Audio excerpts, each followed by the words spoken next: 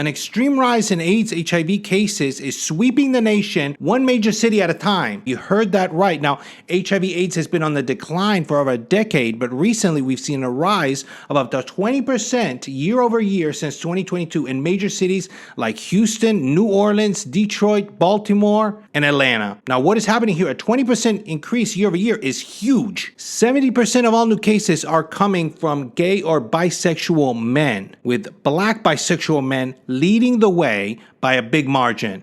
The second, straight married women. Not straight men, not bisexual women, not single women, straight married women. Another creator in Houston recently spoke out about this phenomenon, talking about DL men who seem to be the culprit. Now, for those of you guys that don't know, DL men mean on the down low. That is, men who are in committed relationships or married who are secretly going out and having relations with gay men, particularly at gay clubs. Now, this may not sound that shocking, but perhaps you're not too familiar with the culture. I used to work with a lot of people who were gay. They went to these types of clubs, and one of them especially was talking about that it's pretty common for guys to go out and sleep with 10 men, 10 different men the same night.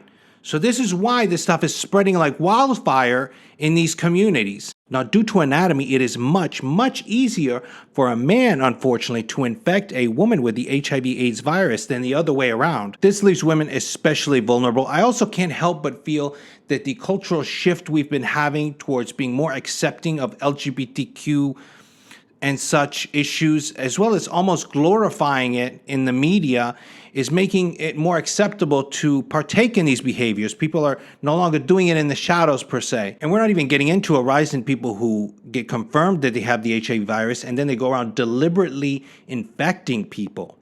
Now, I remember when I used to live in Louisville, and back then we had a famous case where a guy for 4 years was going around a specific dating site, very similar to Tinder, but at the time, this was before Tinder. It's called Louisville Mojo.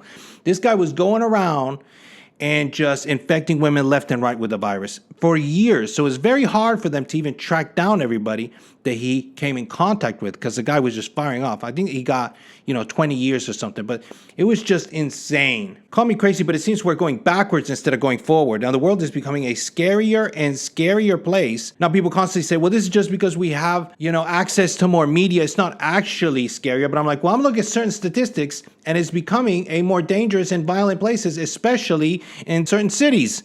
Agapito, so what are we going to do? Well, lock your doors. I don't know, but it's not looking good for us, I'll tell you that. As a husband and a father, I'm worried for my family, and I'm worried about the future. But who knows?